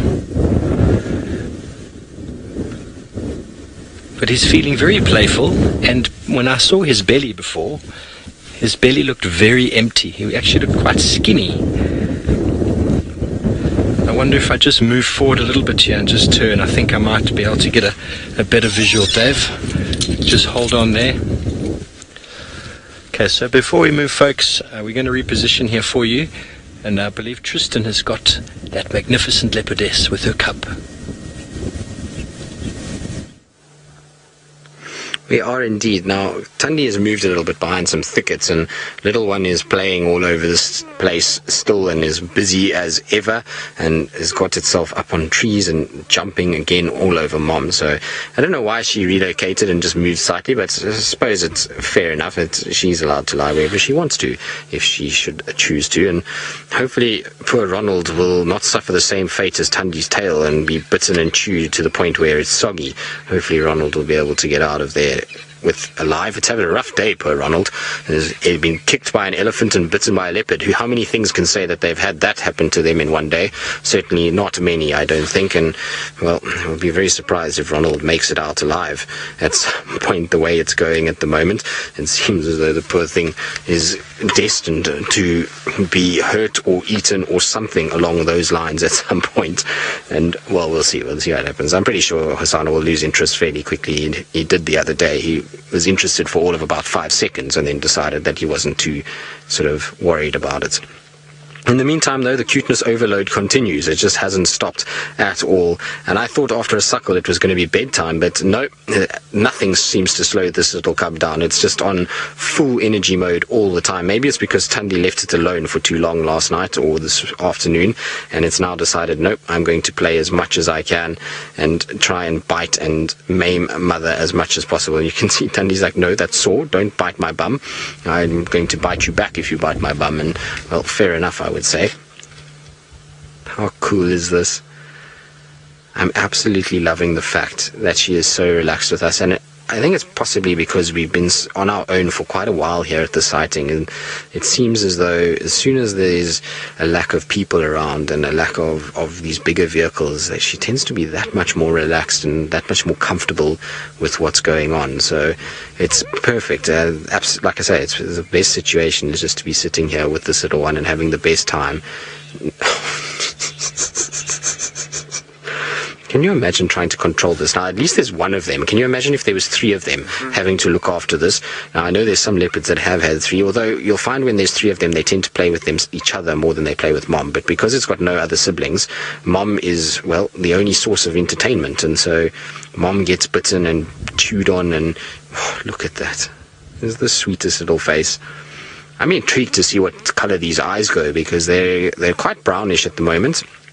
They're very much sort of, I suppose not brownish, they're a weird color actually, and I wonder if they're going to go as light as what Tumba's did, or if they are going to stay fairly sort of goldy like her mom has. It'll be interesting. It's always a wonder to watch leopard eye colors and the way that they change. So cute.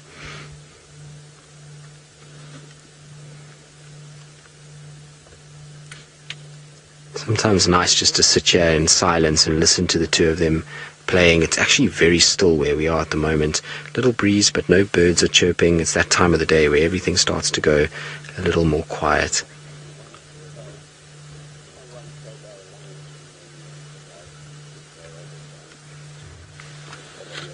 You can see a little bit of sun that's also coming in from the western side, just touching the tops of the trees in places, but where Thandi is nice and shady, and I'm sure she'll be welcoming the relief that this shady area is bringing after a hot sort of day. I'm sure she's very happy to see the sun starting to go back down again. Oh, there we go. I love how the bum wiggles before it jumps. That's my favorite thing, is that it sits there with this little wiggly bum and then jumps all over.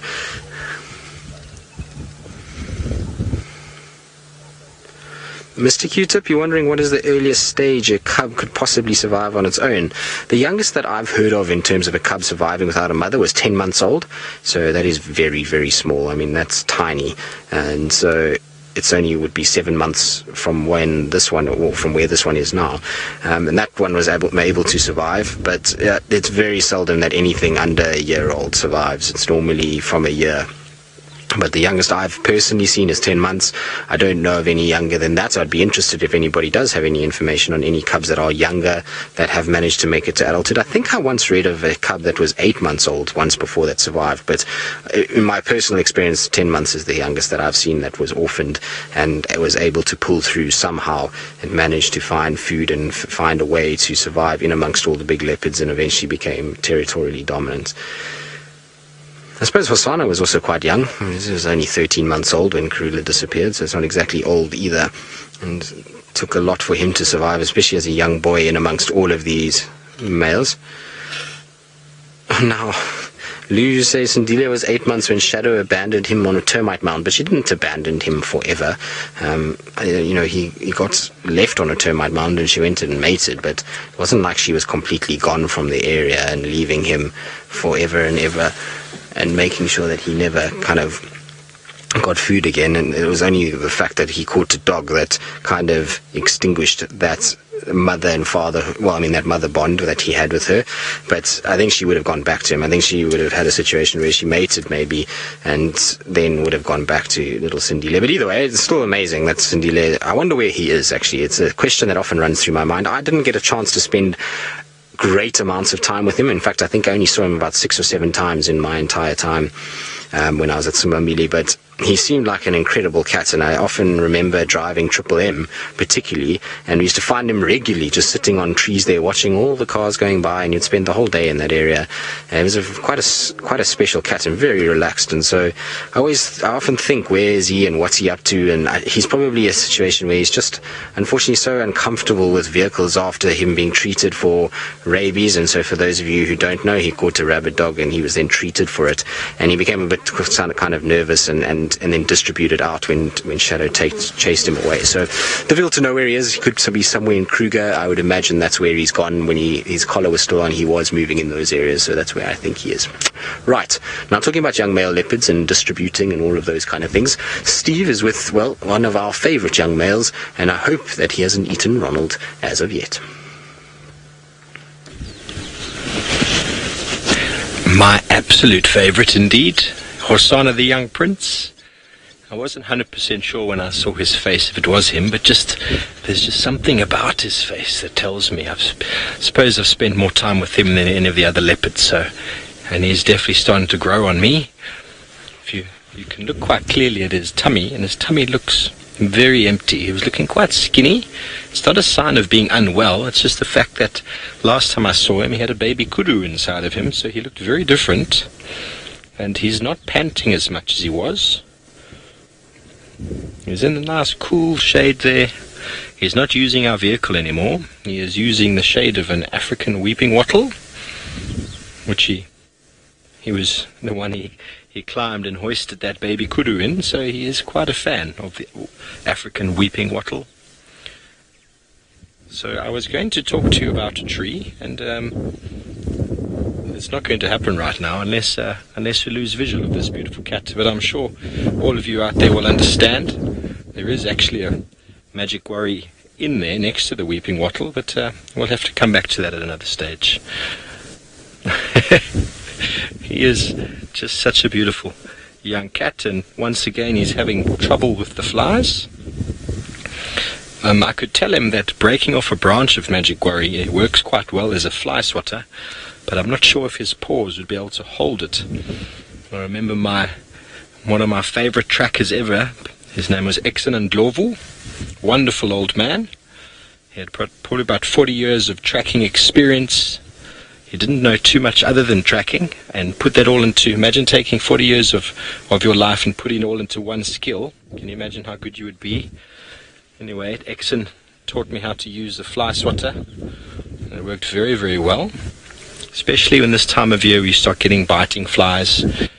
When you go further north you get little mapani bees, which are stingless bees, but they like to come for the moisture and the side of your eye, and they can get very frustrating.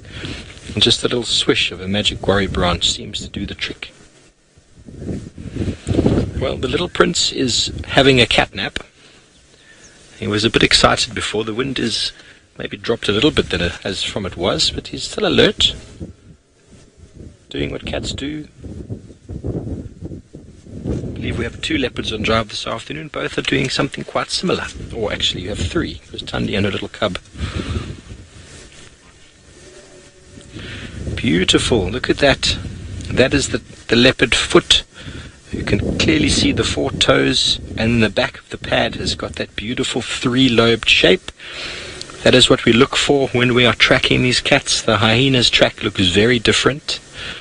The back pad is 2-lobed, and if you can see those spaces between the toes themselves and between the back pad, between the toes and the pad, that is what we call negative space. And in lions and leopards, that's what we see in the track. We see that space in the sand. In hyenas, those toes and those pads are very, very close together, and they almost pinch the soil. It's very characteristic in the track.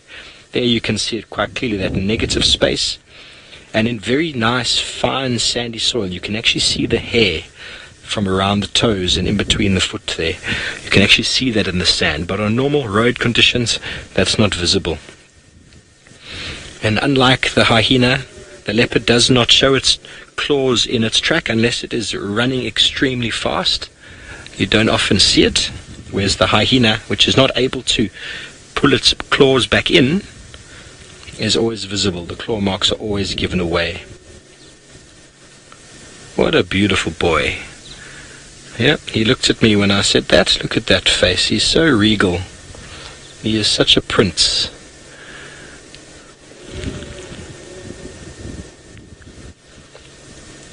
So folks, we're going to stay with Hosana and see what he gets up to, but in the meantime, Mr. Hendry, I believe, is on foot with a big elephant. Well, thankfully he's not a very big Ellie. He's a young bull, and just like a young leopard, they are wonderful to view on foot, because if he does get wind of us, he's unlikely to do anything too untoward, and without the odd clap of the hand, he'll probably back off. I've been sat here now, trying to do a promotion for our TV show, really disastrous effort at doing my lines, and he's just stood there very, very kindly and allowed me to do them 3 or 4 times while we've been here. Unfortunately, he does seem to have, a piece of him sticking out that you don't really want to see on a promotional package for a Safari Live team. Okay, we're going to go to an unscheduled broadcast now.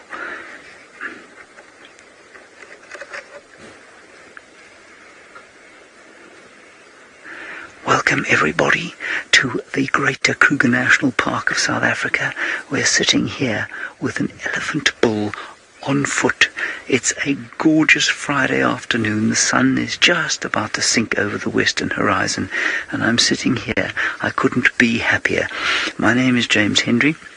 We've got VM on camera, and that elephant over there has no name. I don't think he might have a name. Please ask us any questions you'd like to, and send us any comments, and we're going to see if we can't follow this young bull for the next little while. It's such an honor to be with him, because he's a young bull, and so he's not particularly likely to sort of show any kind of irritation with us, and if he did, his irritation would be just to move away. Young animals like this, or young bulls just coming out of puberty, it's almost the same with the cats as well, and the buffalo, they react in a way that is really endearing. They are still confident enough to be around us on foot, but at the same time they maintain some of their youthful curiosity, and so there's this beautiful kind of fine balance where he's definitely aware of us here, but he's not afraid enough to go away, and he's not irritated enough to try and chase us off. We're only standing about, I'd say about 40 meters from him or so, which is about 140 feet.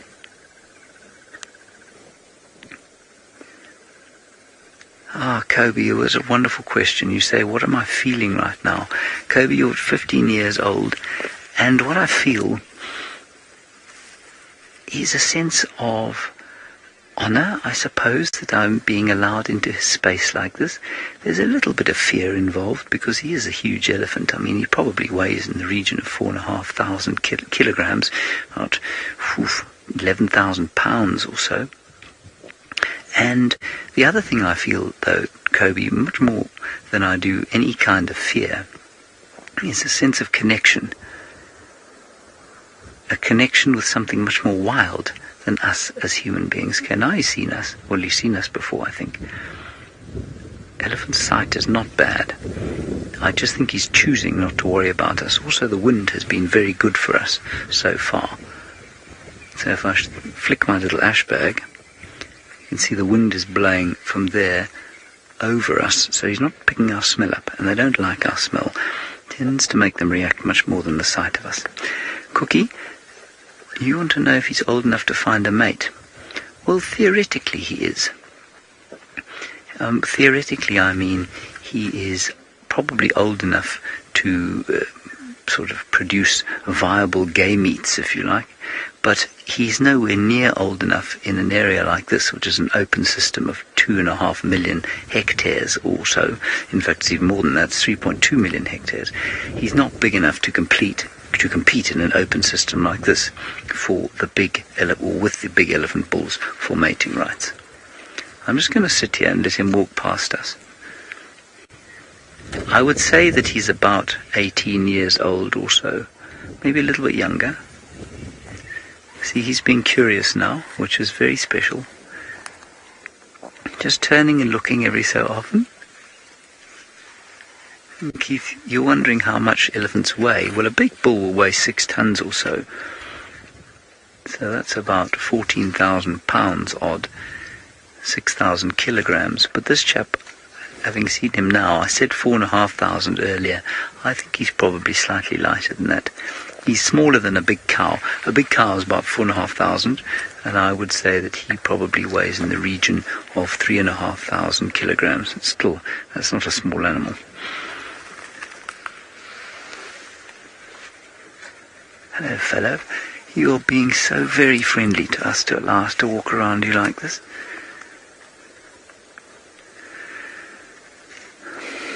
Well, Sue, you're not wrong. You say you thought elephants moved in herds. They do move in herds. When they are youngsters and when they're with females, at least when the female... Oh, look at this.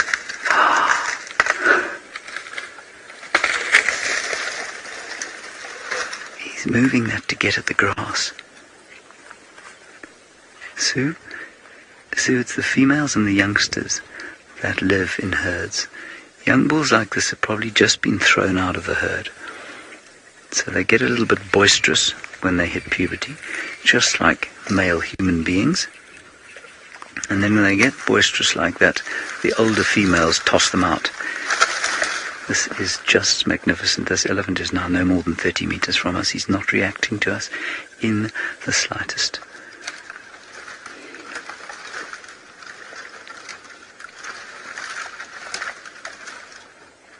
He's just moving that tree to get at the fresh, shaded grass underneath.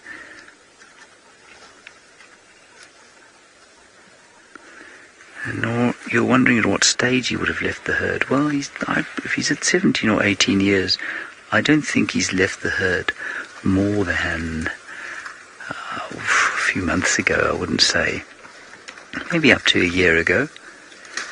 You'll find that the separation from the herd is not a sudden thing. They just start to, you know what teenagers are like when they start to assert their independence. They just spend more and more time away from home, but in contact for safety, for the feeling of security that home gives, and slowly, that kind of home bond is broken. And that's exactly what happens with elephants in the herd.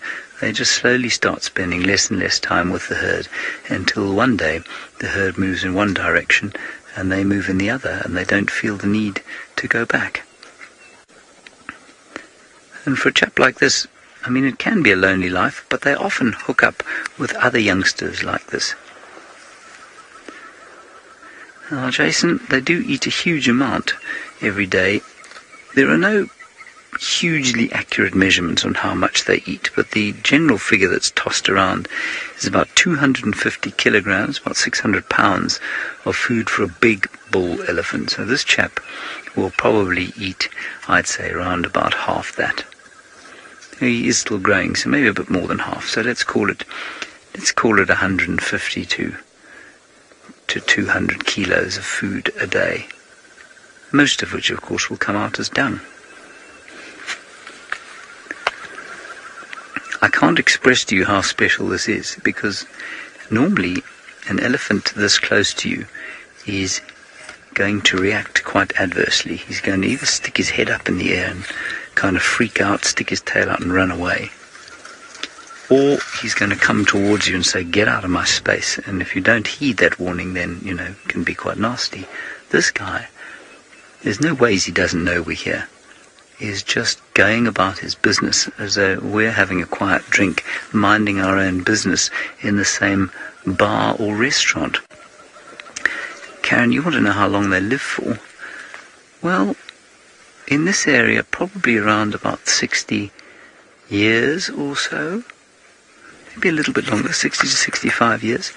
And in some areas where their food is a bit softer, like, say, the Okavango Delta, they might live a bit longer, because they die, of course, when their last molars, when their teeth wear out, they eventually starve to death. I'm just going to move slowly this way. I must just tell you, I read something fascinating today about lobsters. Lobsters show no visible signs of aging, and they are therefore, in theory, immortal. It's got nothing to do with elephants. Let's just walk slowly out this way.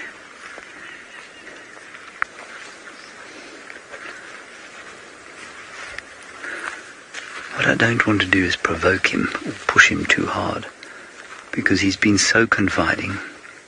He's been so kind to us to allow us to be in his space like this.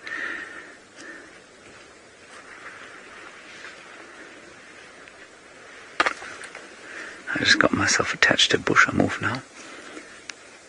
And slowly the kind of daytime creatures are starting to quiet down. And the wind is starting to blow straight towards him, and he's still not reacting. All right, everybody, I think we're going to let him wander off down into the drainage system here. What a Friday afternoon. If you've enjoyed this, please do join us on our daily broadcasts. You can find us on YouTube. Just check out Safari Live and you'll find us there. Otherwise, watch whatever social media platform you're looking at for further notifications of when we come to you live from the wilderness of Africa.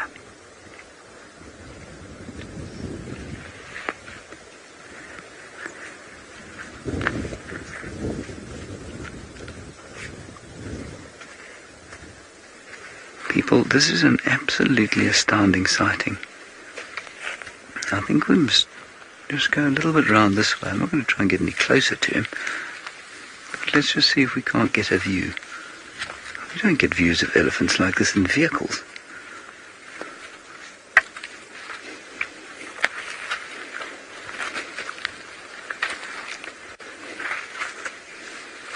Hi. Okay, now the wind's changed. It's blowing straight onto him. He's still not reacting. How's this elephant? I can't believe this. I mean, he's not, what, 15 meters from us? What's your focus say? No, it's like 4 meters. I'm just going to lean quietly against this log here and enjoy myself. We were talking about the Friday afternoon, you know, many people going off to the watering hole of their choice. I feel like I'm leaning on the bar here now, Wiem, and we might order an apple juice or an ice cold brewski from him. Think he'd bring us one?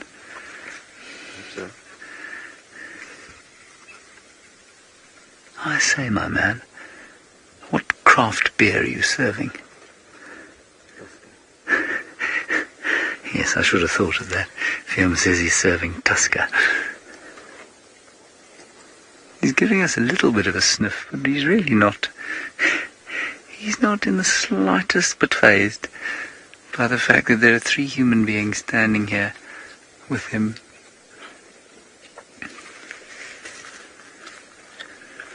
He's eating, what is he eating? He's eating some Sisyphus. That's his Friday afternoon food. He's a little bit lower down from us, but he wasn't to start with, you know. I mean, he's chosen to go down and give himself the disadvantage of the drainage system or the little riverbed.